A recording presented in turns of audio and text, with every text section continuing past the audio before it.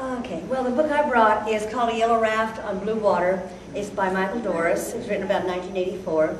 And it's a story written by a man in a woman's voice. Actually, three women's voices. The first woman he talks about is three generations of women. And the first woman is actually a young girl. Her name is Rayana. And the reason it's Rayana is because when she was born, her mother could not name her. And she kept thinking about it and thinking about it, not really interested in the kid itself, had a lot of other things in her mind. Finally, it was back in the day when they said, you can only stay so long, and you've got to get out of here, but you have to have the baby's name. So she looked down on her gown, it was Rayon. So she called her daughter Rayana. And from the rest of the time that she's raising the child, she sort of treats the child in that casual way. So the first part of the book is told from Rayana's viewpoint.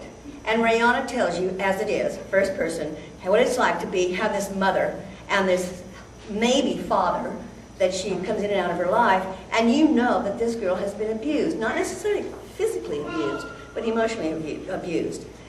And you get about that far into the book, and then you come into her mother's story, which is Christine.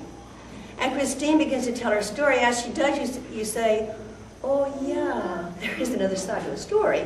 And in fact, well, maybe it wasn't really abuse, and she had her reasons. And this girl, it was her mother. Her mother did it to her, so then, it's passed down to poor Rayana.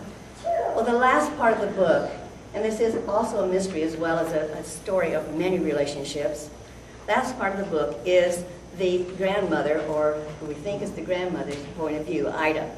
And as you read it, you begin to say, oh my gosh.